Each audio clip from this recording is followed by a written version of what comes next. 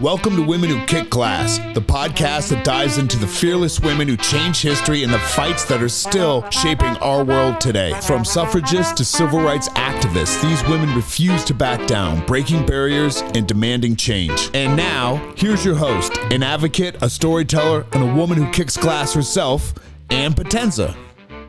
Hi there and welcome. Today we are talking about Abigail Adams. She is an amazing woman and suffragist. I am so excited to share her with you. If you're working out, if you're in your car, if you're at home listening to us, we also have visuals, so we're on YouTube. Definitely check us out and join us for this amazing journey of how Abigail Adams was one of our very first suffragists and how what she brought to us to remember in our lives and how it actually relates to today. So Abigail actually was born November 11th, which is my dad's birthday, but way back. She was in 1744. So that was, it seems like forever ago. Yes, that was before our country became a country because she is there at the beginning. That's why she's important. She's our first suffragist that we're going to be talking about. So her father was a pastor, and her mom was actually part of the community as a pastor's wife, helping the poor and the needy. So Abigail was very influenced by her mom's and her dad's community service. It was very important to her. The one thing, though, is that in her days, unfortunately, education was not available to the girls in a family. So the only way that Abigail was able to learn is she educated herself in her father's library. Okay, can we just give a shout out to libraries and how amazing they are, even going back hundreds of years ago? Thank you, librarians, for all you do for letting us be read. Okay, little segue, so we're back. So she learned how she got her own education through the library. And that was very important. So that's why you'll find that education became very important to her as she grew up and she really wanted to help women, the next generation and people to have an education. Her grandfather was a big influence to her. He was a colonel. He was also one of the speakers at the House of Representatives in Massachusetts. And she used to hear him also have service because being in politics and being part of the House of Representatives was being a public servant, especially in those days. And it's supposed to always be that way. So he was a public servant, and she was very influenced seeing what he did for the community.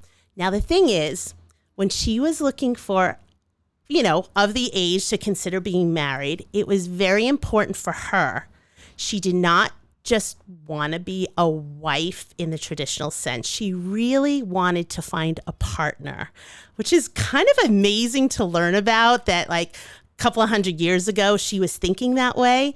I admire her for that. So she met a young lawyer, John Adams, and right away, they actually had more of a partnership and a respect for each other. And their 2-year courtship was really letter writing. So that was something that, that's why we are fortunate to have her writings as part of our history, that we could go back and we could learn about what they wrote to each other. So in their 2 years, it was at the beginning, at the start of our country. One of her very first letters that we remember, that actually I'll get into a little bit later, because it's the famous one, Remember the Ladies, that influences us to today. But through their correspondence, after they got married, Abigail was very active in her household. She was basically taking care of things around the house, while John, because he was a lawyer, he was doing the circuit, and that's what they would have to do in those days. He was a circuit judge, so he would go around, and so while he was traveling, she had the responsibility of the children, of the household. So they very much did their part to keep their family and to keep their life going. One of the things that really, when you think about timing, is Abigail, because she had this thirst for education, because her and John had this relationship of mutual respect for each other and admiration. And she really had a thirst for independence, just as the nation had a thirst for independence in that time period. So this is at the time when our country was becoming a country, right? So think about it. She was born in 1744. She was here before we actually declared our independence from Britain. So when her husband, when John Adams, who was part of the delegation, when they were first meeting about the Declaration of Independence, she wrote a very important letter. And we know it as Remember the Ladies. When she was writing to John, she just told him, actually, I'm going to read it for you, okay? Because I think it's really important that you should hear it from her words of what she said. So hang tight 1 second. I'm going to read this letter to you. This is what she says. I long to hear that you have declared an independency. And by the way, in the new code of laws, which I suppose it will be necessary for you to make, I desire that you would remember the ladies and be more generous and favorable to them than your ancestors. Do not put such unlimited power into the hands of the husbands. Remember, all men would be tyrants if they could. If particular care and attention is not paid to the ladies, we are determined to foment a rebellion and will not hold ourselves bound by any laws in which we have no voice or representation. That your sex are naturally tyrannical is a truth, so thoroughly established as to admit of no dispute. But such of you as wish to be happy willingly give up the harsh title of master for the more tender and endearing one of friend. So it's really interesting that she really put a little, almost a window for us to see that she thought of her relationship with her husband, not as master, but as a friend, because where would she be getting that from if she didn't already experience how great that was for their partnership and how that would probably help all of the women. The other thing that she also put in one of her letters that a lot of us don't know is she was actually an abolitionist. She did not believe in slavery. She did not want slavery. What she said in one of her letters about slavery, I wish most sincerely that there was not a slave in the province. It always seemed to me to fight ourselves for what we are robbing the Negroes of, who has good a right to freedom as we have. So what's interesting is she believed in education for women. She believed in men and women in marriage to have a partnership, to work together. She believed that slaves should have the same freedom that all people are. Now, when you think of what came out of that letter and did it change, obviously, because here we are, how many hundreds of years later, obviously out of the Declaration of Independence, the other founding fathers did not take what she said into consideration. We don't know exactly how John may have presented it, but we do know that she was probably gonna ask about it. No, so I'm sure somehow he brought it up. But I think one of the things that was brought up that's talked about is she was actually a little too progressive for the time. The things that she wrote didn't actually come back in the first draft that we all know of. Obviously, the abolition of slavery wasn't until the 13th Amendment. So that was almost 100 years after she wrote this letter. It wasn't, her husband, John Adams, was the second president. It wasn't until the 14th president, Abraham Lincoln, that we actually abolished slavery. So that was the one thing that, think about it, 100 years before it even happened, Abigail was wanting that. Like, she knew then that there was something wrong with slavery. And I love that she brought it up to like the founding of our country. So it was way back then when it was, and she wasn't the only one, but it's something that we actually have evidence that she wrote that. So that's a really good testament of her mind frame back at that time. And then when you think about it, did the women, were they thought of? Were they remembered? I hate to say it, but obviously they weren't in that first round because it didn't come until a couple of hundred years later before women even had, the right to vote and a lot of other rights that they didn't have. So unfortunately, she wanted to remember the ladies. We hope and we assume that John wanted to remember the ladies. Happy wife, happy life, right? But obviously not everyone agreed with that or the unanimous. I mean, that's a democracy, right? So it'd be really great to be a fly on the wall to see if that came up and what the conversations were around that, knowing that it didn't happen until a couple of hundred years later. So when obviously George Washington was our first president after that, and John Adams was the vice president. So she was our very first second lady. And it is widely known that she was always a part of, her and John talked about politics a lot.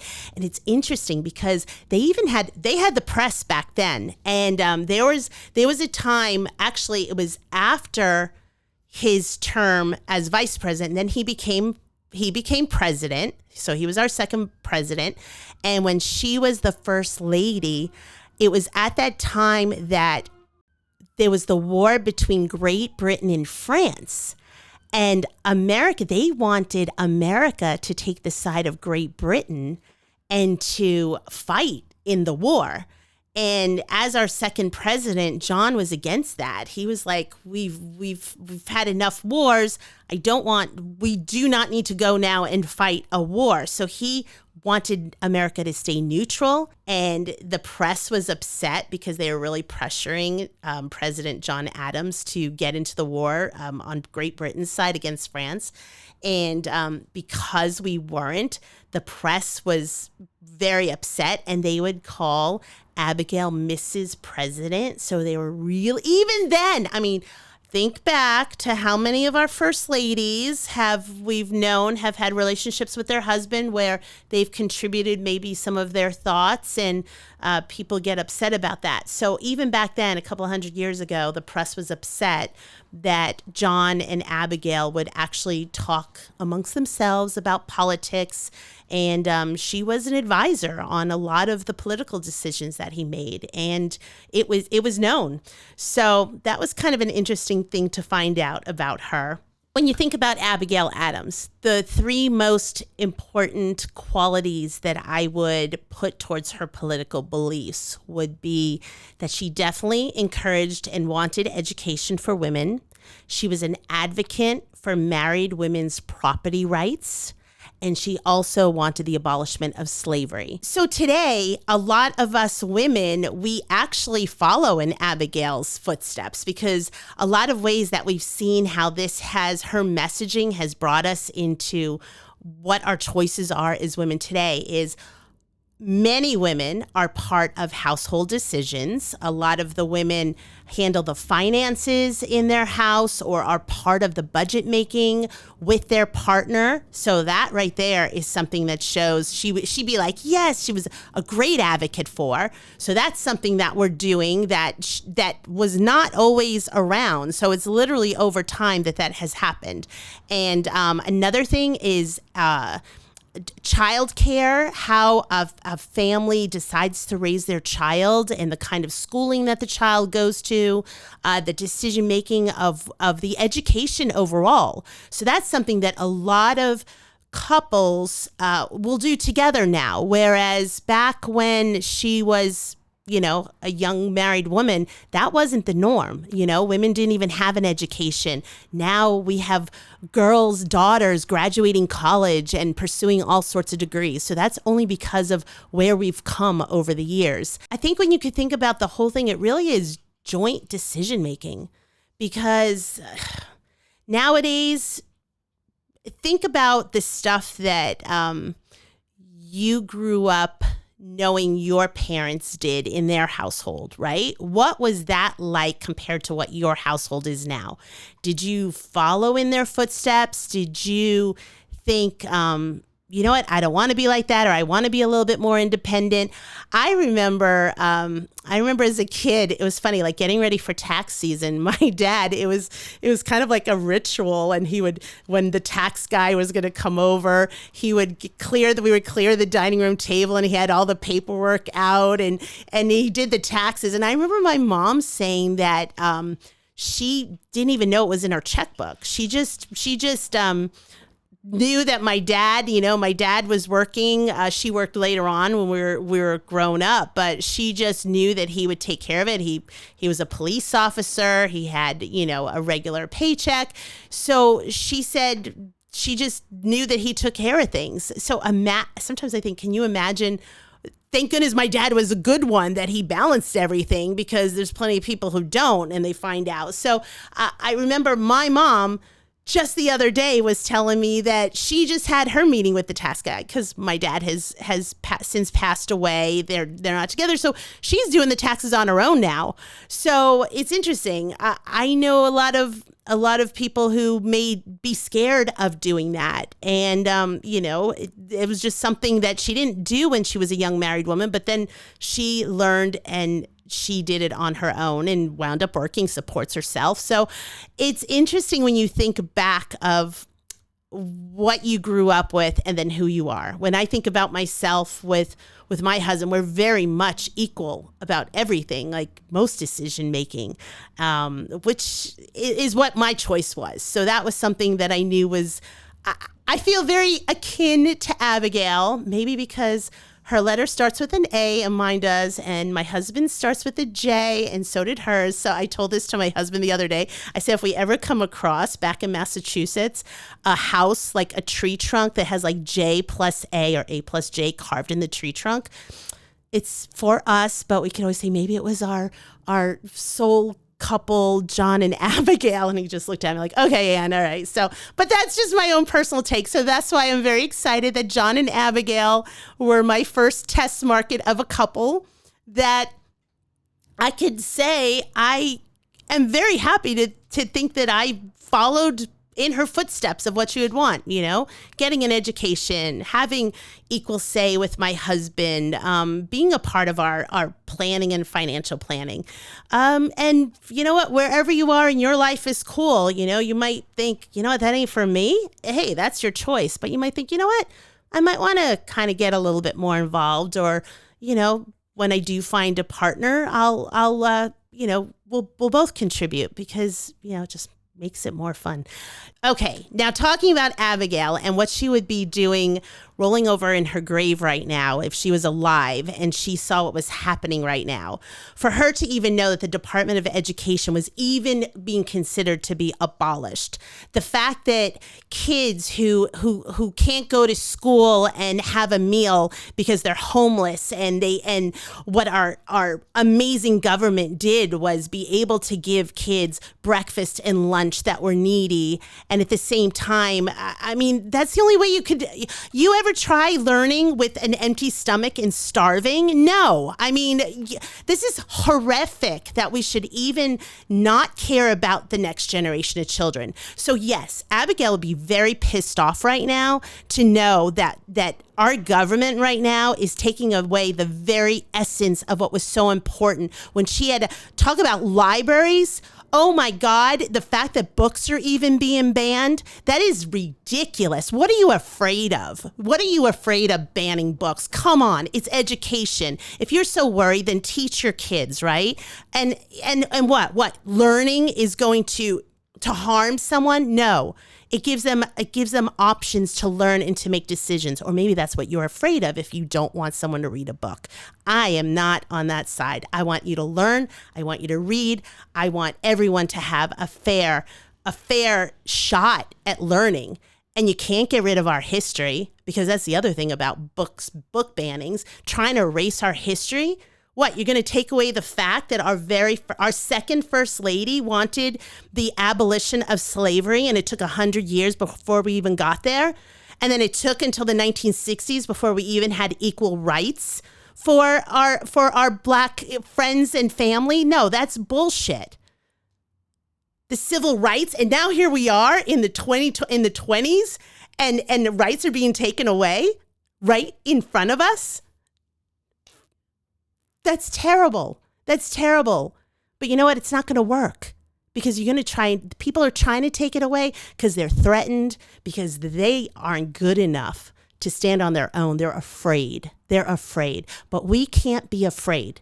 If nothing else, come out of this thinking, I am not going to be afraid. I am not going to be afraid of someone telling me what book I can't read. I'm not going to be afraid of someone telling me that I can't make the decisions for my own life. I am not going to let someone starve in school. A kid who's trying to learn.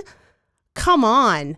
I'm going to take away education for children with special needs because that's what the Department of Education does too. It has programs so that children with special needs can learn just like the rest of us.